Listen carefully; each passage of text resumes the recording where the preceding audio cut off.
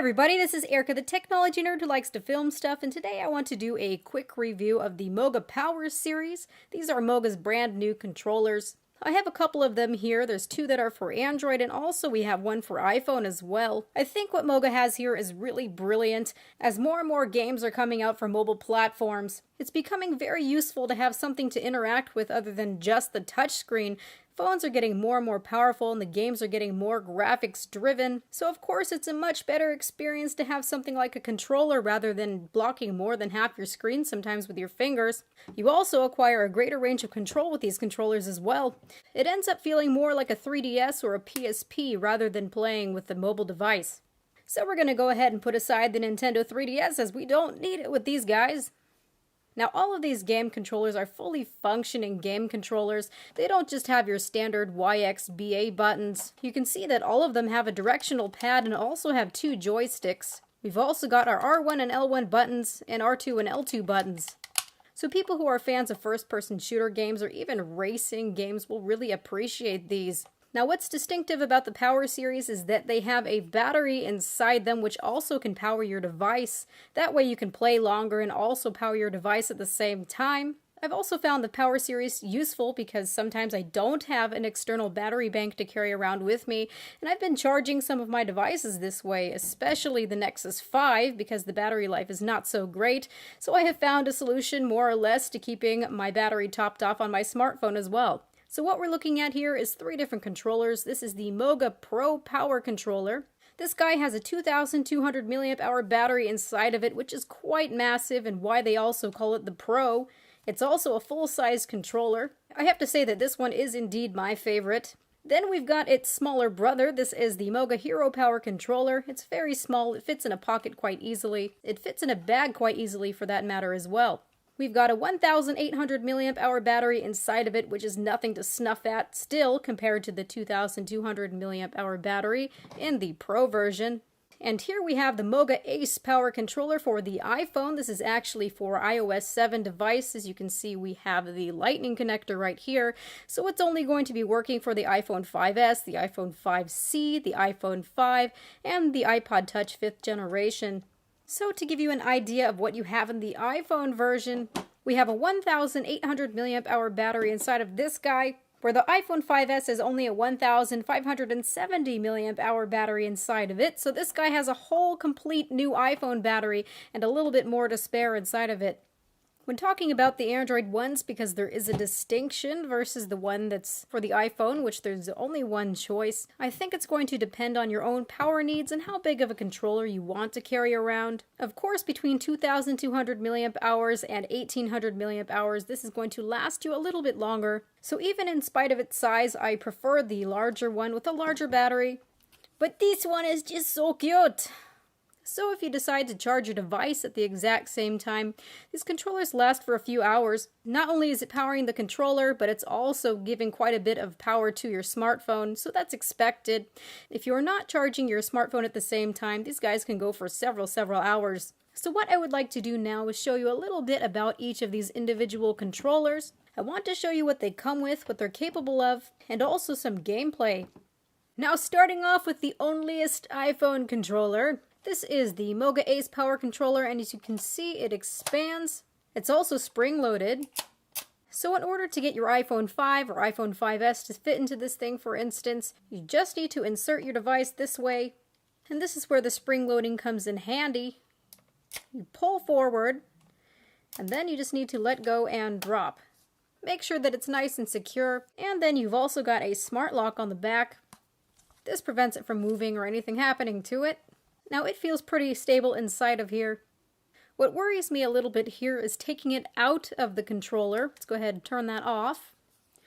Go ahead and unlock it. I would not trust small children to install or uninstall this guy, as I think they might fumble finger it and drop it on the floor. And the thing is that this is meant to be very snug fitting, so you can't use a case with this at all. So you just need to stretch forward, pull it out, and there you are. So that's harmless if you do it properly, but I have a feeling that small children should not be handling or inserting the phone inside the controller. In terms of the quality of the controller, I do have to admit that it feels a little bit cheap, a little bit on the cheap side. It's quite plasticky feeling. What I've noticed in comparison to the Android ones is that it just doesn't have that premium quality feel. And I find that to be a little bit non-excusable considering it's a $100 price point versus the Android ones that are cheaper. It also scratches and smudges quite easily. All the buttons though do have a nice tactile feedback. The buttons definitely don't feel cheap. We've got our standard buttons, X, Y, B, A. We've got 2 different joysticks and a directional pad. And of course we've got all our other controller goodies that I pointed out already. This one right here is what allows us to charge the iPhone. When you slide it, you will see the green right here. This means that it's charging, and you will also see that on the phone that it's charging as well. This lets you turn it off. And we've also got a power button here. You can see that this will turn off the display. You've got a pause button, which lets you pause in gameplay, although I see that it's supported in some games and not in others. So for this, I just hope to see more support over time with games. Right here we have our battery indicator, lets you know how much battery power that you've got left. And then to be able to charge it, it's just a standard micro USB. They do give you one that comes in the box. You just plug it into your USB on your computer and it should charge it. Or if you have an adapter, you can use that as well. Keep in mind though that none of these come with a wall socket adapter, unfortunately. Now what I really like about this controller is that we have slots right here for the microphone and also for the speaker. Because during gameplay without these, the sound would become obstructed. So I'm happy to say that your phone still gets very loud during gameplay should you want to be immersed in that experience. The sound is projecting right at your face, so definitely no loss of sound here. Also, what's pretty nifty is on the bottom we have a headphone jack. This is a standard headphone jack. If you want to enjoy some personal gameplay, that's perfect here.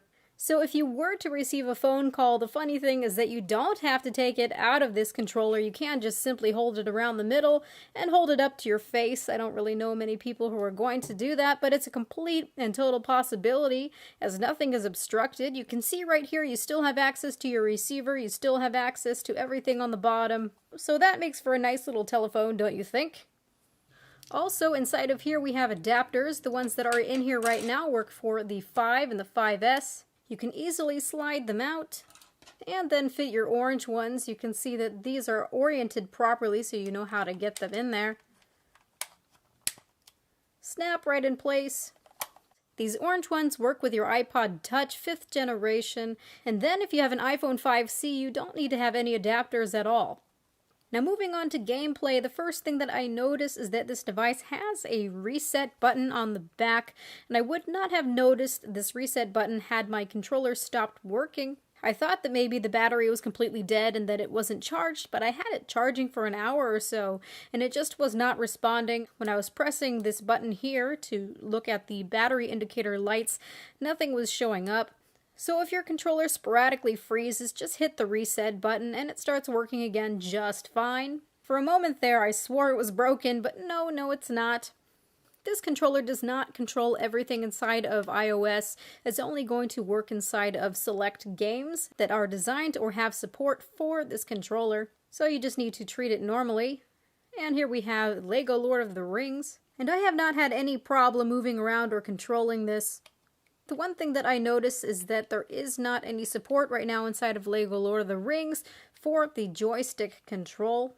That's something that I hope to see having more support over time. Also, you can see that the pause button is not working inside of this game either.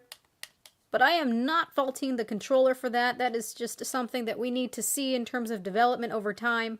I do have to wonder, though, for people who have very large hands, very large thumbs, if they're going to have any trouble with the placement of these buttons here.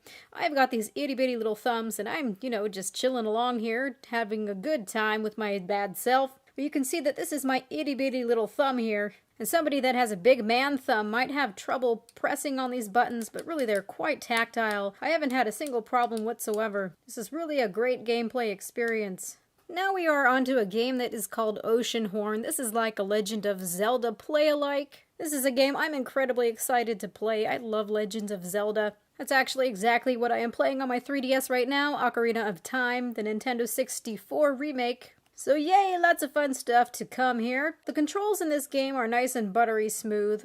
Really, when they do a good job incorporating the controls, it's really quite nice to play with these Mocha controllers. One thing that I am noticing is that since we do have the screen inset and both hands on either side, I feel a little bit awkward sometimes, like maybe my arms are spread a little bit too far. That's just a small gripe, but it's really not bad, and this is incredibly playable. Charging now.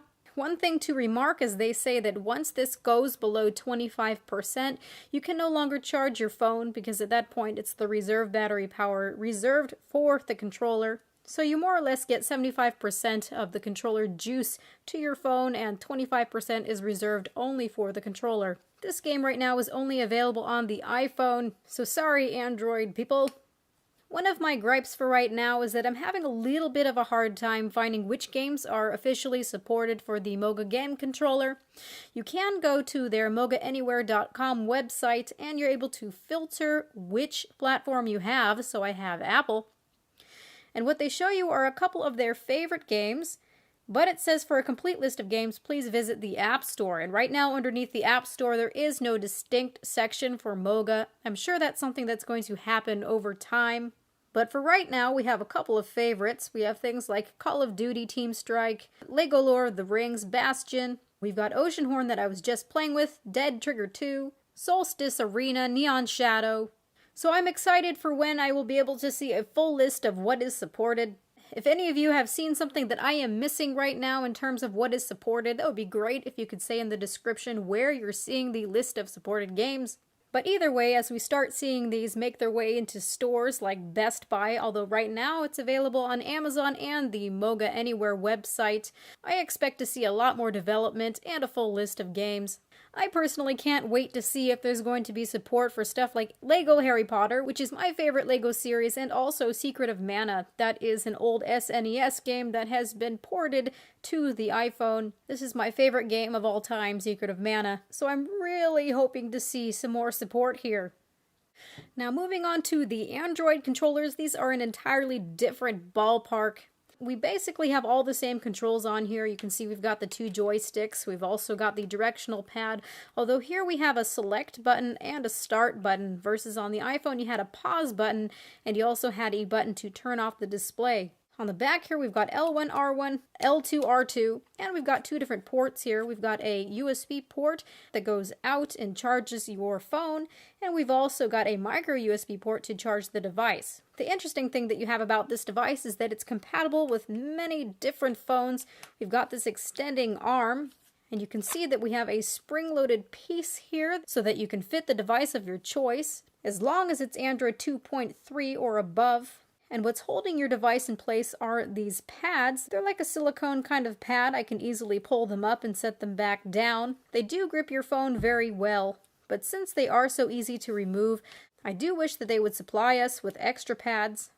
So we're just going to extend the arm outward, and I'm going to place my phone in there. You just let the arm go closed, and you can see it's quite stable. It's not going to go anywhere. I am not afraid that it's going to fall out at all. Now that we have the apparatus set up, I can show you a little bit more about what's on the bottom. You can see here that we have a switch, and the center is off. You have mode A and you have mode B. If you switch it to mode A, this is going to be Moga enhanced, Moga compatible games. And if you switch it to B mode, that is for HID supported games, human interface device games. So basically, if it's not a Moga enhanced game, if that game allows you to use something like a Bluetooth controller and map the controls, then you can do that. But a majority of the time, I am using the A mode. Even with popular emulators such as Super GNES, I've been able to use the A mode, and I was able to map the controls under that as well. So here is something, hint hint, if you're somebody who likes to play Super Nintendo games, you can vastly expand the amount of games that you can play by simply using an emulator, and this has worked great.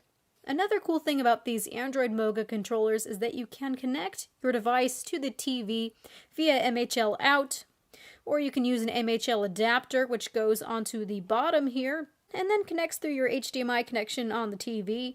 Now, since this is connected via Bluetooth, you can project the image to the TV and also be playing with the controller like it was a console. So this feature alone is a huge plus over the Moga Ace controller for the iPhone. Now, as far as the look and feel of these controllers, they do not feel cheap at all. They have a very sturdy build to them. I have to say that they feel much less cheap than the Ace controller for the iPhone. These controllers are indeed plastic, but they don't feel plasticky. There's no bending, no creaking.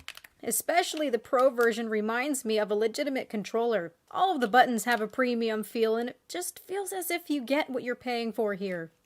If any of you have ever bought a replacement controller, just say for your PlayStation, you probably are aware of the cheap feeling controllers where the buttons are a little bit sticky, or things just don't seem to press properly. But indeed, trust me, this is the real thing. On both versions, whether it's the Hero or the Pro version of the controllers, all of the buttons feel very, very premium. Between the Pro and the Hero version, the only thing that's really different is just the feel of the size of the controller. If you're somebody with bigger hands, I'd probably go with the Pro version as well.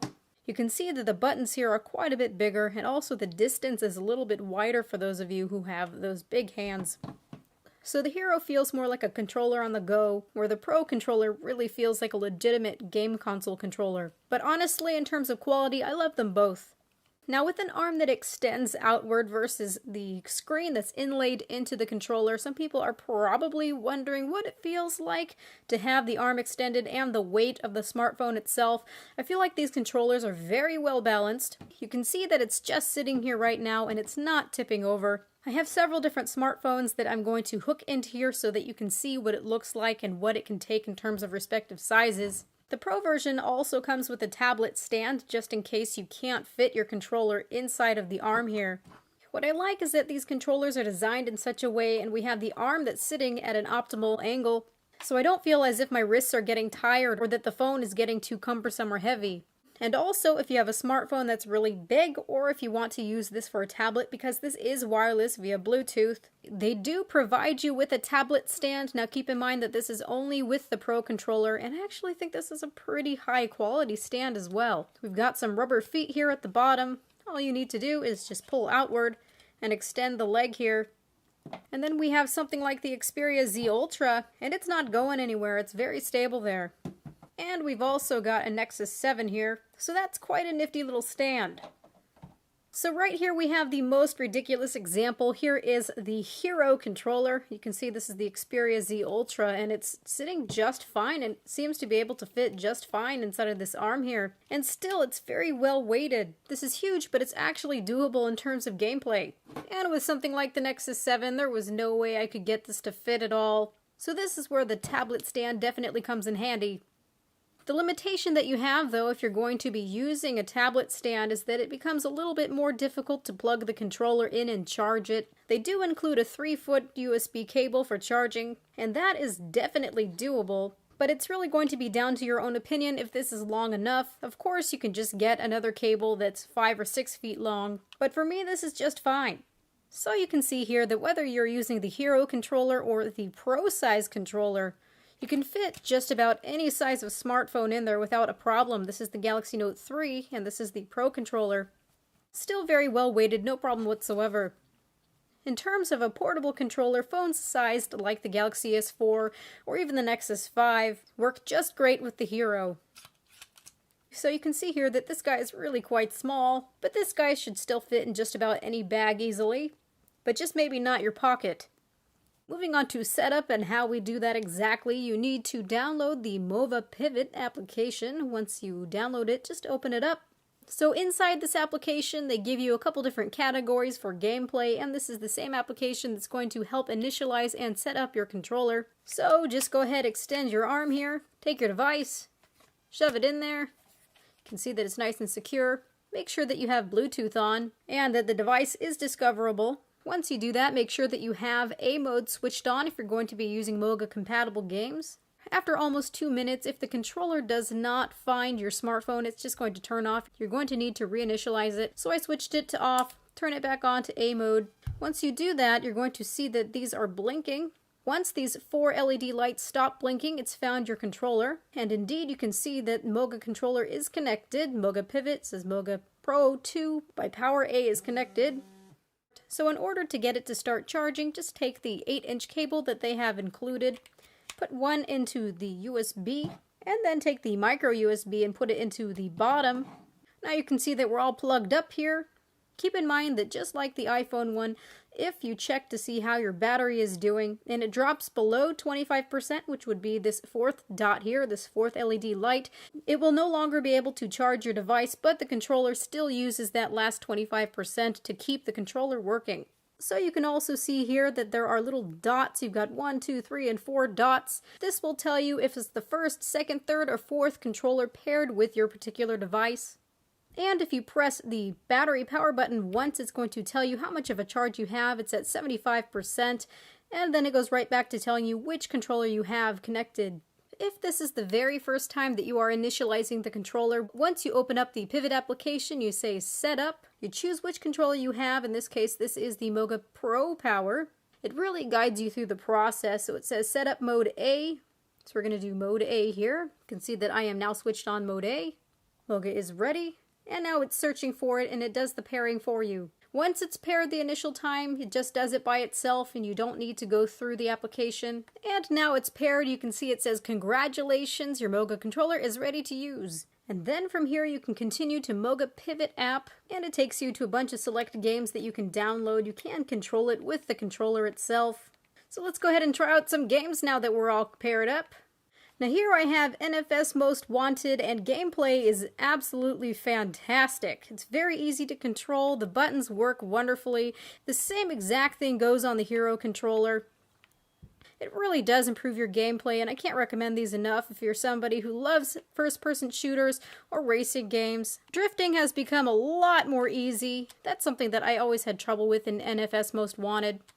You've got all kinds of games that are optimized for the controllers, such as Dead Trigger 2, and you can also play things like Beyond Inth. I have been a little bit disappointed to find that games like Final Fantasy 3 are not supported, but I'm hopeful that over time we'll see more support. And of course, one of the things that I find really great is being able to use emulators on Android and being able to map out the controls, because that just broadens the vast array of games that I can play. So this really has encouraged me to play more games. I love this. I can't wait to see more optimized games come out, and more games that are already out be optimized over time. So check these guys out, $59 and $79 respectively. So thank you everybody for watching. This has been Erica, the technology nerd who likes to film stuff. Please rate, comment, and subscribe. I will be giving some of these controllers away for Christmas.